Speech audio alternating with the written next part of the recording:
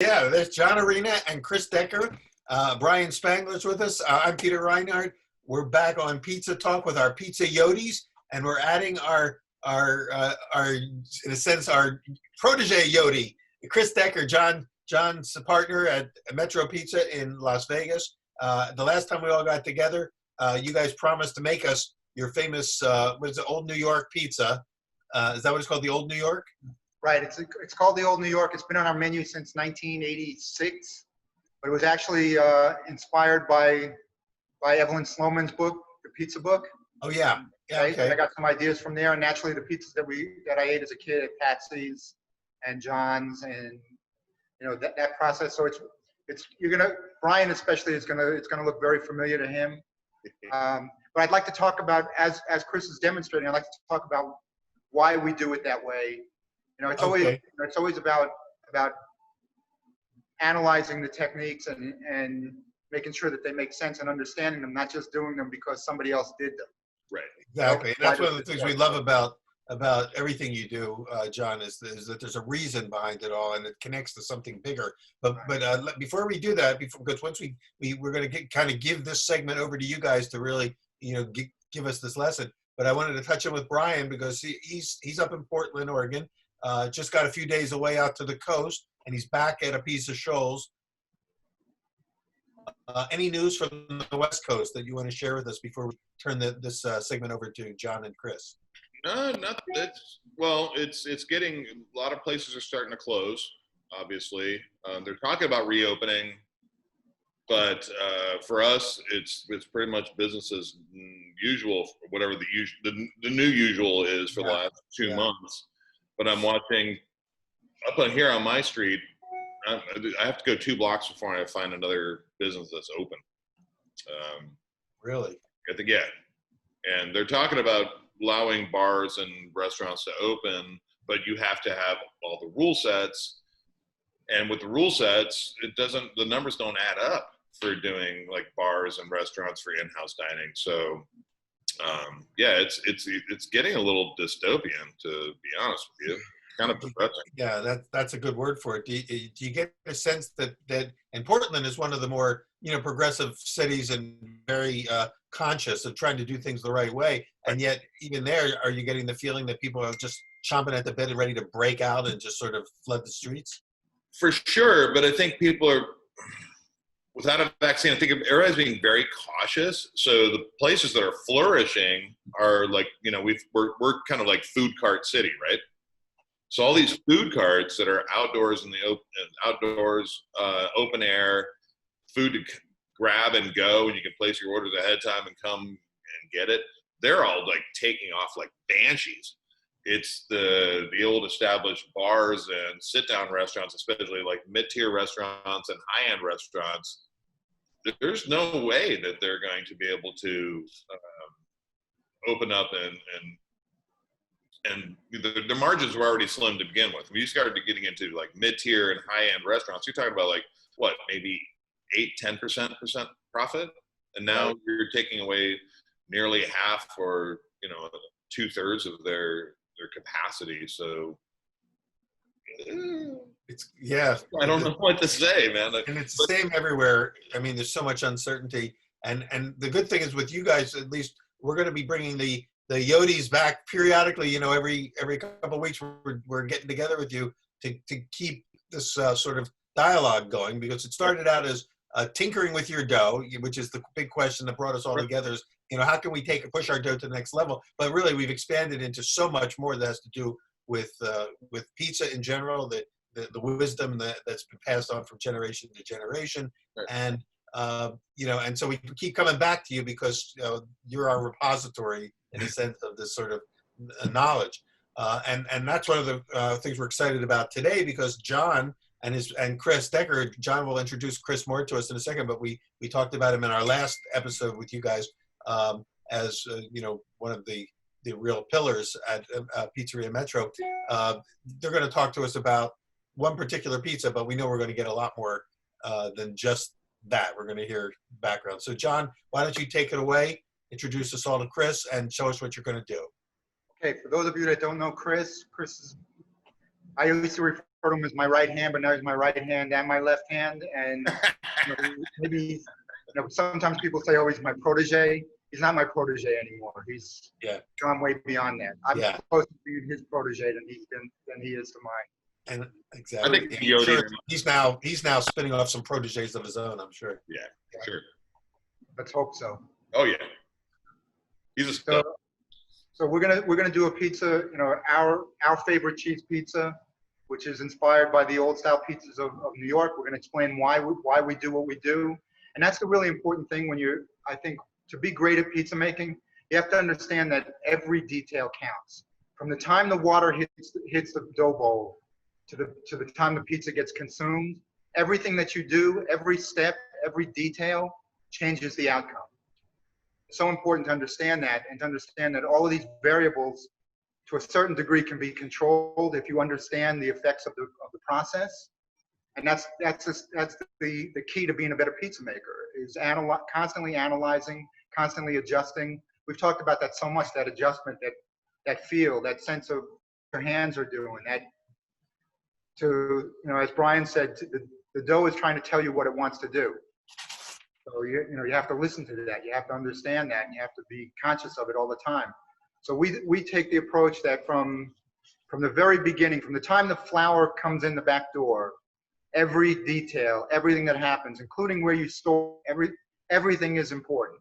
Very so. Yeah, very much so. So whether you're a professional pizza maker or you're an aspiring professional or you're a home pizza maker, pay attention to every detail. If you're really passionate about this, no detail is too insignificant to be ignored. Right. And even if it takes an extraordinary amount of work to get a small incremental improvement, if you care about it, that small amount of work is worth it. So I'm putting up a little graphic here that I call the pizza triangle, or the baking triangle when you're talking about bread, which is time, temperature, and ingredients at each of those points. And anything that happens on any one point affects the other points. And that's kind of what you're talking about, John, is everything affects everything else. Right. So, at some point we'll cover our dough making process, but today we're gonna demo how to make the pizza that we're doing, the Old New York, which is basically sliced mozzarella, tomato sauce, olive oil, basil, oregano, Romano. But every part of that, even from taking the pizza out of the dough tray, even that is important. Yeah. Wow. I see guys all the time that reveal what their real skill is the second they go to take dough out of a tray. What is it that they do if they're not doing it right? Well, some of them don't use a dough knife. They just stick their hands under it and degas it and pull it out. Yep. In our case, we like our dough to be, I don't know if you can see this, but you can hold the tray up. When the dough is ready, touching each other. Uh-huh. Okay? But you don't want to just go under them while they're touching each other. So you want to put some flour in between the seams, anywhere where they're touching. So since you're a little far from the mic, I'll repeat what you just said. You said you want to go where they're touching. You want to go down with the pizza knife. Is that what you're saying? Yes, but you're going to put some flour on those seams, so that as you go down with the knife, the flour falls through, and so the dough is less likely to stay stuck to each other, and you degas it when you try to separate them. So by flouring, whether it's against the walls of the tray or against the dough balls where they're touching each other, you want to get some flour on there. Okay, so you can probably see that now. Those are beautiful dough balls. What do they weigh, John? That's a 21 ounce dough ball. 21 ounces. Okay, so we're going to start. Rob DiNapoli always talks about these hands. We talk about these hands. Yeah. We're going to start by using our hands to feel the conditions of our work surfaces. So we're going to be stretching on the marble. Chris is going to stretch on the marble. The first thing we do is we put some flour down, and we rub our hands over the table to feel if there's any cold spots, which indicate that it's wet, any rough spots, anything stuck to the work surface. So Chris, can you Can you grab, Chris, can you move the camera so that we can see the work surface where John is pointing? Let's see if we can you still see? I can see the work surface now. Okay, good. Perfect. Okay. So the first thing we would do is throw some flour down, not too much, as little as possible, and then use our hands to feel the conditions of our work surface. So we're engaging our sense of touch immediately. Okay. Chris is going to take a dough ball out. Can you see him? Yep, we got it. Now you'll notice that he used what was the top becomes the bottom. We do that on purpose. It's deliberate. There's a lot of debate about that, but we feel that by making the top the bottom, the top is drier and will absorb less flour. So you don't have to flour the peel as much. You don't have to flour the work surface as much. And the flour is kind of our enemy. We want to keep everything as clean as possible. We don't want that burnt flour to be on the dough. Uh-huh. So I know that there's a million people that will say, oh, everybody's got their own way of doing it. Right. I mean, everybody's got their own way of doing everything. But that doesn't mean that some ways aren't better than other ways. Everybody might have their own way of doing heart surgery too, but sometimes the patient dies. We're trying to keep our patient alive. Well, you've only been doing pizzas for what, about 55 years, so there's a little bit of what would you say, practice involved there. Practice, observation, and constant analysis. You know, Exactly. every time we've talked about this before. Every time you take a dough ball out of a tray, it's a new experience. It's a new opportunity to learn something. Right. Learn something about the craft and learn something about yourself as well. The dough doesn't lie. Yeah. Okay? So now Chris is gonna start to extend this dough. And when we talk about extending dough, it's important to recognize that we're not just trying to make the dough ball bigger and thinner. We're also moving carbon dioxide. Right. And that's really the key. You have to be conscious of where you're putting that carbon dioxide, and that's a choice dependent on the hand skills of the pizza maker. So Chris will start to do that. Very important that he never touches the cornicione. He never touches the outer edge of the pizza. There was a trend for a while of pizza makers doing this. I don't know if you can see my hands, but they would put the dough and degas the cornicione. So they'd make this big cornicione, but it was dense and tough. Uh-huh. There was no air in it. It was just dough. Right. When Chris does this, Chris has extraordinary hand skills. He's moving carbon dioxide into the cornicione, Nice. Right. never touching it. And he's not lifting the dough either. He's working it all on the bench. A lot of it on the bench, but how much is on the bench and how much is in the air will depend on the condition of the dough, how warm it is, how blown it is, how relaxed it is. So a skilled pizza maker adapts. You know, like sometimes you'll see pizza makers that will put the edge of the dough over the edge of the table and let it hang down and let gravity help them if the dough is particularly tough, because it's a way of extending the dough without having to overwork it, letting it naturally extend.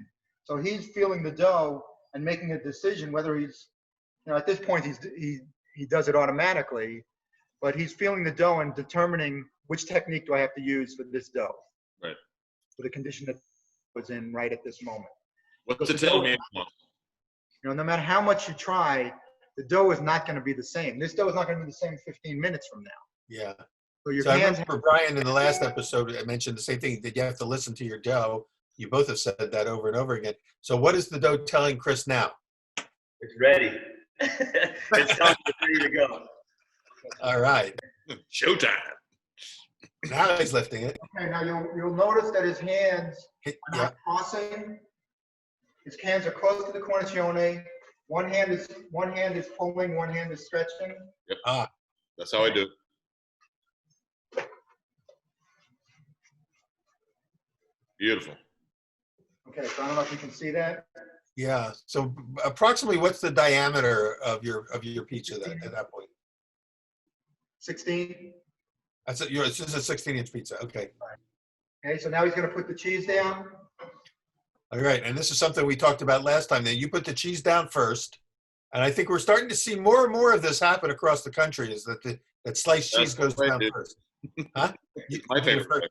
Yeah, that's your trick. Yeah. He's going to put some fresh mozzarella as well.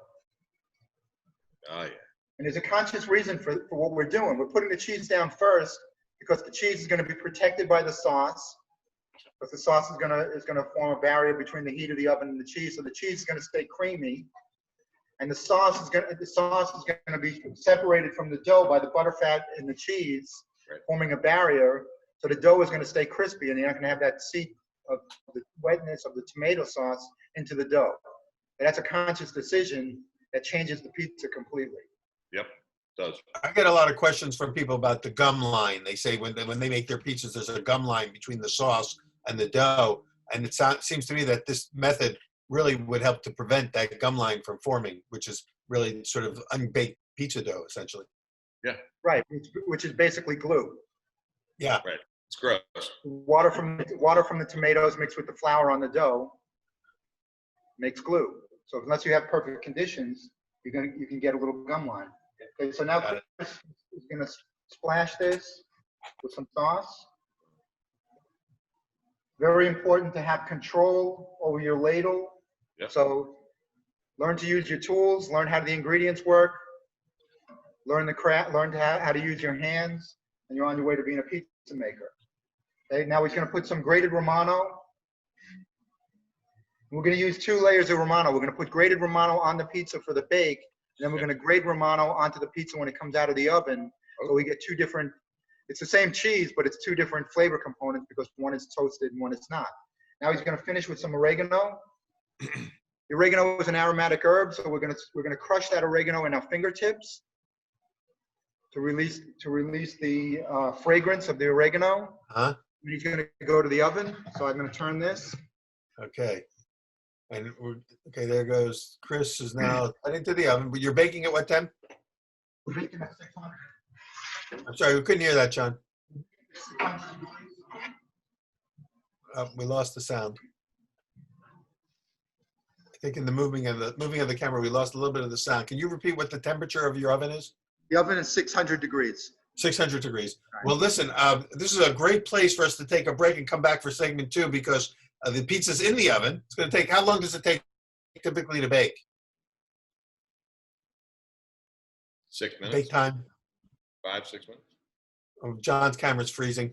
This is our, I have a big storm going on where I am in Charlotte and maybe affecting some of the reception, but we'll say 5 to 7. So what we're going to do here is, first of all, thank all of you for watching and being part of this first stage of this week's Pizza Yodi's episodes. We're going to do 2 episodes this week with them. And we've got John Arena, Brian Spangler, and Chris Decker is joining us. And they've just put together from Metro Pizza in Las Vegas, the old New York pizza, the classic cheese first, sauce, and it's in the oven. We're going to come back, and when you rejoin us, we're going to see what that finished pizza looks like. We'll see you on the next episode of Pizza Talk. Thanks. Okay. All right, the pizza's in now. So, yeah, so John's telling us that the pizza's in the oven. It's almost ready to come out of the oven, actually. Right. Welcome back ready. to Pizza Talk. Before we take it out, we're going to move it to a hot spot for about 5 seconds. All right. So we're getting some instructions here. We're on the fly. This is part 2 of our Pizza Yodis. I've got Brian Spangler, John Arena, Chris Decker in the background there. They've just made a fabulous old New York pizza that's about to come out of the oven. It's going to sit and rest. Okay. Then we're going to let them show us. We're going to let them take it, show us what the finished product's like. If you missed part 1, go back and watch part 1 afterwards to see how we got this far. There's the pizza. And while it's cooling, John, tell us a little bit about the results. Okay, so there's the pizza. Can you guys see it? Yep. John, by the way, John's using his phone camera now instead of his computer to get all this, so he can move around a little bit better. Right. So the pizza's on the cooling rack. Oh. Now we're gonna. that- Okay, you can see the micro blistering Beautiful. Oh, yeah. on the edges. Yeah. Now Chris is gonna take some. He's gonna grate some Romano on it. Right over the top. Do you ever use Grana? Whoops. I don't Okay, think he heard you. The phone got moved. Can you still hear us, John? Yeah, Yeah. I can. So Brian just had a question for you. What was it? Do you ever use Grana Padano? For this, we're using Pecorino Romano. Straight up Pecorino Romano. Okay. Right. And this brings up a question for me. Is there's a lot of confusion about the dried cheeses, like between Parmesan and Romano and Asiago. Why do you choose and prefer the Romano and the which is the Pecorino, which is a sheep's milk Romano, over say the Parmesan? Saltiness. Is it saltier? It's saltier and it's Yeah. so it's saltier. So it's all about balance. Right. The rest of the components are selected to complement the pecorino. Right. Okay, so it's all about how they all work together. So based on what the flavor profiles of my sauce are, the flavor profiles of our dough, the pecorino, the saltiness of the pecorino makes it pop, and I like the fragrance too. Right. You have some pizzas on your menu where you finish them off with a Parmesan or a Grana Padano. We don't So you stick with you prefer the keep it simple. I prefer the pecorino. Okay, so now the pizza has cooled slightly. I'm going to try, Peter. I'm just going to try to put it back on this stand real quick, okay? Okay, so we can see it. Yeah, there's a little glimpse of it. Of course, it's agonizing being 3,000 miles away, looking at that pizza, not I being. want to eat that right now. Here, so we can see. Okay. Okay, so now he's going to put it on the board. He's going to cut it first before we continue dressing it. Oh yeah. Like that sound. Oh yeah. Okay, you notice we didn't put the basil on it yet. Right. We put the basil on post-bake, almost right at the end. That's what I do too. He's going to put some olive oil on it. We put the olive oil on before it goes in the oven because the olive oil, we have more control over where it goes. When you put the olive oil on first, we feel that sometimes it pools. Right. So now we're putting the olive oil on the hot pizza, and it kind of blossoms. Yep. You can I see. smell the olive oil because of the heat. And we put the basil on post-oven because anybody that likes to grow basil knows basil doesn't like heat. Nope. So Putting a basil on the pizza first, before it goes in the oven, to us, it diminishes the flavor and freshness. so also you get you're using whole leaves. Then it looks like We are. Yeah. And small whole leaves. beautiful.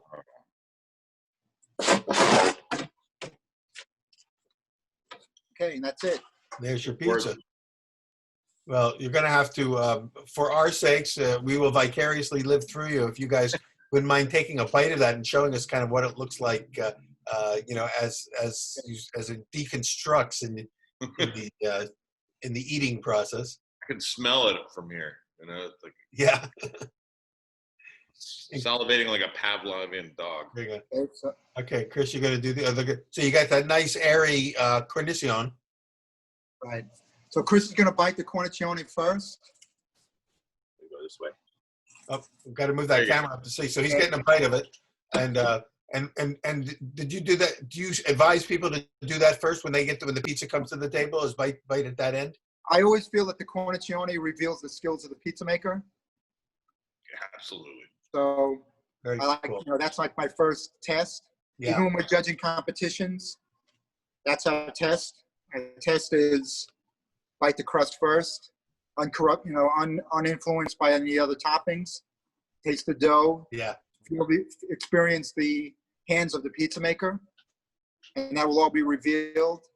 You pretty much know whether you're going to like it or not by taste. There's no place to hide. You bite Yeah. into the cornicione, you can't hide it behind the other toppings or ingredients. Dude, it's pretty soft. Yeah. You It's airy. it's, yeah. Okay. So you got Now, it's a great puff. Well, Chris, as the guy who made it, this particular pizza, so how would you rate what is the pizza telling you now in terms of how well you did? You caught me mid-bite. That's a good sign. That's That's the pizza talking to you right there. I always think I have room to improve. So on to the next one for me and see if I can be better. So just to be picky, are there any flaws that you see there, like that you could say, well, there's something I could have, is there a something that's either a bubble or like a misshape or this or that, or is it pretty much? And I like bubbles and I like misshapen. Me too. That's the character, and I like to different flavor profiles of the bubbles, and the misshapen, a little burned here, a little light here. I love that. I think that's what makes the world go round. And John has always said that too. That's what makes people beautiful, is the little differences. And if I'll probably eat the same pizza again tonight after we get done with service, and it'll taste completely different using the same products all over again. So do you sell a that's lot the of beautiful those? part of it. Is that a popular pizza on the menu? Yeah, and this is my favorite one. Everyone asks me all the time, oh, this and that, but my favorite is just cheese pizza. It's so satisfying, and you can never go wrong with just cheese. It really highlights the skill of the pizza maker too, I think, just the cheese pizza. Yeah, I agree. yeah. And a lot of places you call it the old New York or cheese pizza. Lots of places will call it the cheese and sauce pizza. Yeah. And really, Regular. if you think about it, it's like, and even putting the basil on at the end, it's really kind of the American interpretation of the old Neapolitan, Naples-based pizza, just baked in a totally different way with different flour Exactly. It's sort of incorporating American ingredients. Yeah, but it's still standing up pretty good. It's not too much limp after all that time sitting here. So I think we're doing all right. I hope. I'd eat that. Ryan, you make a pizza similar to that on your menu too. What do you call yours? I call it the plain pie. That's like the plain pie, yeah. Plain pie. For me, that's the end all be all for pizza. I want nothing. If you go to a pizzeria and you can get a plain pie, cheese, whatever you want to call it, just a cheese pie or the New York pie. To me, if you eat that and you're wanting nothing more, then you are killing it. It's like macaroni and cheese. If it's done well, doesn't need anything else added to it. It's perfect on its own right. Right. And that's really the skill set, is like that balance between the dough, the sauce, cheese, the ratios thereof. There's something for me that's intrinsically super satisfying. And I love how they were biting the crust first, because when I was a kid, I used to start from the crust and work my way to the tip. Yeah. And everybody else thought you were crazy. Yeah, they were like, "What are you doing?" And I'm like, "This is the best part. Like, what are you talking about? Like, I'm not gonna leave these bones laying around. No way." And everybody else That's leaves the definitely, bones, and after they're not looking, I grab the bones and put them Yeah, up. in the pizzeria, it would kill me every night when someone would come back from a table, after service of clearing a table, and they'd just be dumping tons of bones into the garbage can. I'm like, yeah.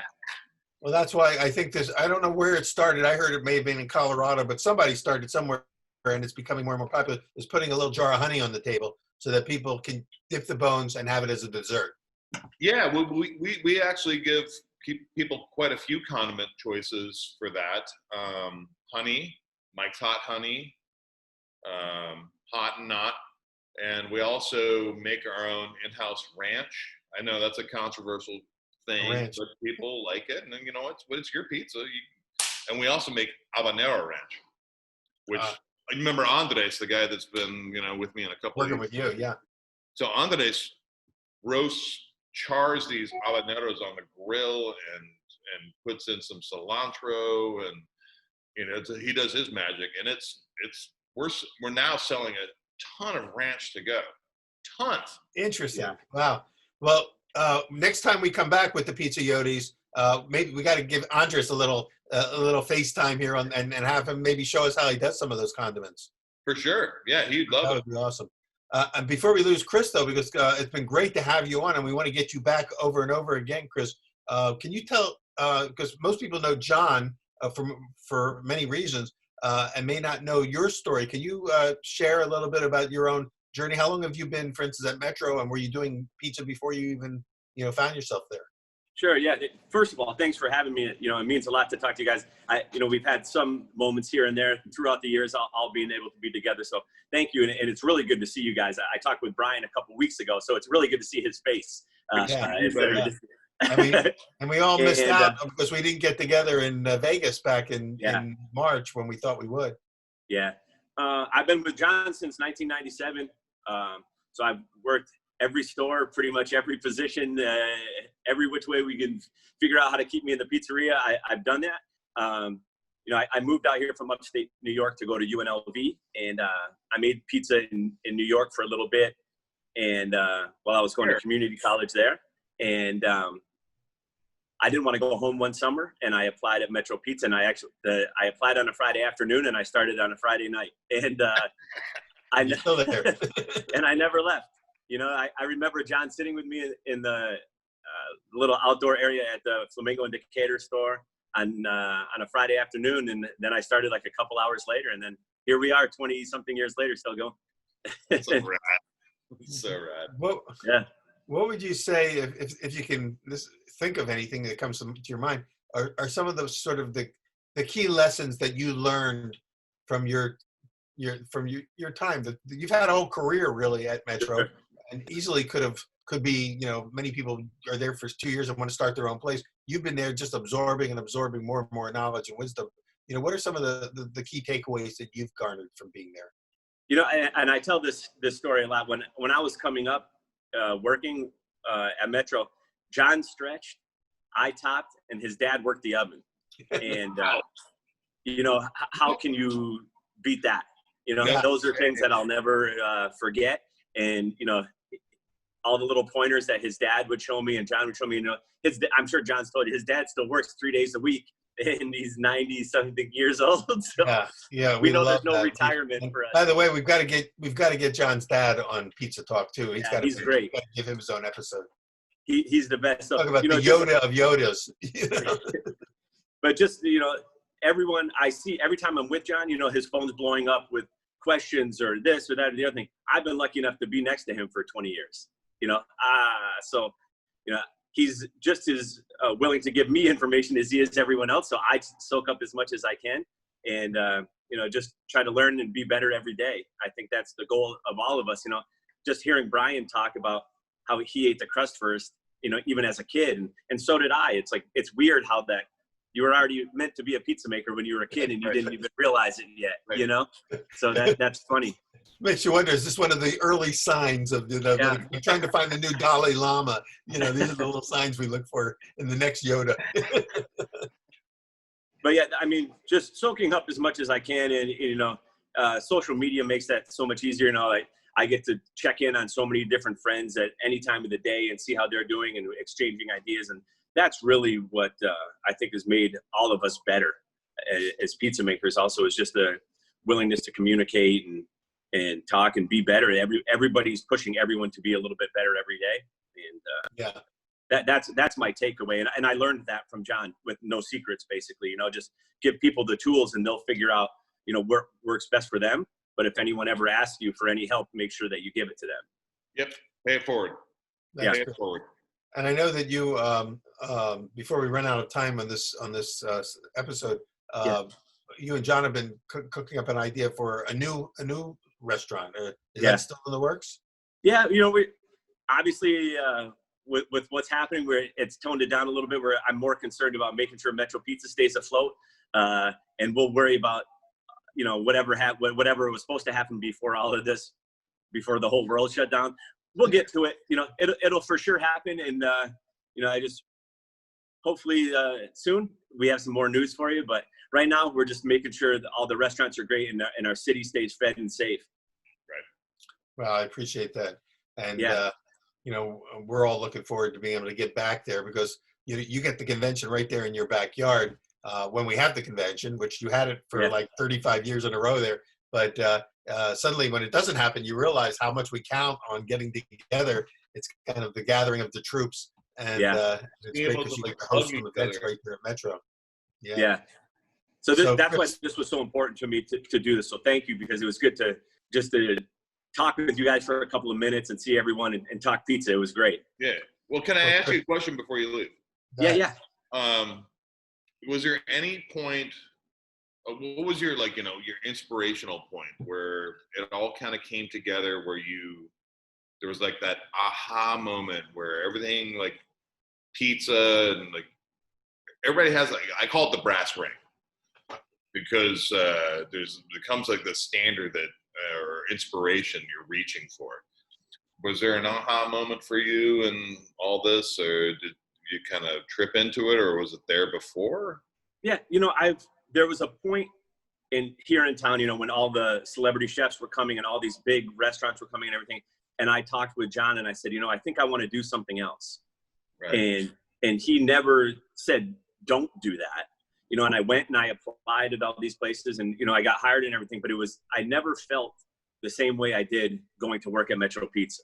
I never left, and I would just go on the interview or, talk with the chef or whatever. And I never felt the same kind of,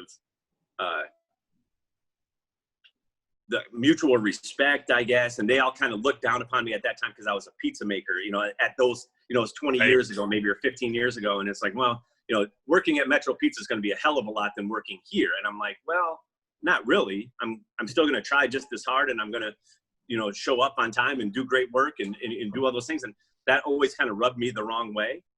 Right. And then after that moment, I said, okay, I'm going to be a pizza maker, and I'm going to try to be the best one that I can be, and this is what I really enjoy doing. And if you can do something, like everyone says, and it sounds so cliche, but if you can really find something that you love to do and make some money at it, yeah. I mean, I wouldn't be happy doing those things. I'm happy covered in flour every day. As crazy as that sounds to people that don't do it every day, Right. if I'm not covered head to toe in flour by the end of the night, I didn't do it right, and 9.9 times out of 10, I'm covered. So hopefully, and so's your car, and so's your phone. Yeah. Yeah. Right. And it was that moment. Wife says you come home smelling like a pizza, then Yeah. you're doing it. Yeah, it was that moment. It was just, I think we just hit it off, and, I see John and I see this Metro Pizza family more than I see my own family. So, it's just, you really got to work with people that you care about and care about you, and do something that's great. I mean, look, man, I can't complain. I hit the jackpot as far as I'm concerned. Like, I'm good. Well, you're killing it, dude. I'm proud of you. Well, the thing that strikes me is that, John's dad is in his 90s, so he's been making pizza for 60, 70 years now. John's 55 years into making pizzas. You're 20 some plus years of making pizza, and you all still have that enthusiasm that every day is a new adventure for you, and it's still fun for you. And so you're definitely in the right family for you, because you're with people who are seeing the long picture of all this. Whoop. So Whoop. I think we just lost. There we go. Yeah. One more question. Yeah. So when you were a kid, was there anything that, like, we all have, like, these memories. Was there something that happened early that kind of drawed you towards pizza in the first place? Is there these memories that... A lot, actually. I was born and raised in upstate New York. Where? In Binghamton. Oh, yeah. And so there's a lot of Italian Americans there, a ton, actually, especially when I was growing up, and I grew up kind of in an Italian neighborhood until I was like 6 or 8, and then we moved, to a bigger house and so on and so forth. But it was great growing up, and there were so many bread bakeries, and all of those bread bakeries had their own kind of style of like sheet pan pizza. Mm-hmm. And I remember going with my dad on Friday afternoons as a kid, and we'd go to the pork store, we'd go to the bakery to get there was all of those different things, and we would always get a slice of pizza at every one.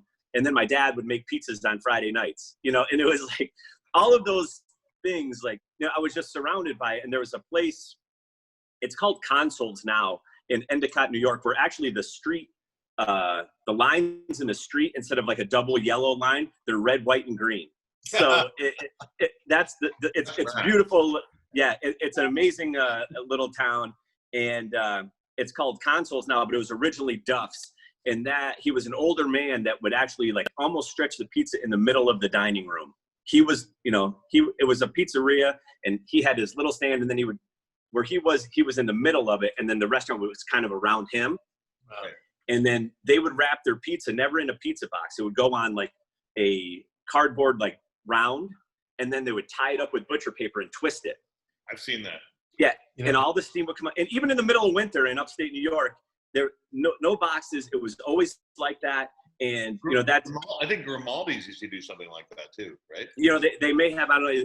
It's just I'll always remember that, and I always thought how cool that was. And what a nice man he was when, like, my sister and I at 4 or 5 and 6 years old would go up to him and he would still talk to us and play with us and hit us in the face with flour and all of those like affectionate things. And, and I tried to do that. Growing up, we did the same thing. We used to put kids right up on the pizza counter and, make pizzas with them, back when I first started. And, it's amazing. Now those kids are 20 years old, and 25 years old, and I'm still doing it, but they come in, and it's fun to see. It's great. Those memories stay fresh in us, and we realize how seminal they were in helping us sort of unfold and become who we are. So, Chris, I really want to thank you for just, you're always welcome. Anytime we get the Yodis together, you're now part of the Yodi Council. Our pizza Yodis is good. It's a growing council, and we loved having you. Thank you for making that pizza. Is John still in the kitchen there? Or is he's right here. We got to get one more look at that pizza you made before we say farewell, because chewing on my slice. and then Brian, you're going to go make again. What do you call your version of that? Plain pizza? I call it plain pie. The plain pie. You're going to make one of those for yourself, I'm sure. I got that from going to Patsy's, which was probably the inspiration for everything that I do. New York, Just like the simplicity of it, the basic, I think didn't they call that plain pie at Patsy's? Or maybe I got that from somewhere else. I think I always remember it as sauce and cheese or something like that. But but everyone calls it what they're. But we know this that sauce, cheese, a little basil, it works. And when it's done right, the way we saw it today, it's a thing of beauty, and it never gets old, right? How many years, John, for you? 50. It'll be 53 in September. Which means your dad's got to have been doing it for like 70 at least, right? Yeah. So what's incredible is 53 years, and I still haven't quite got the hang of it yet.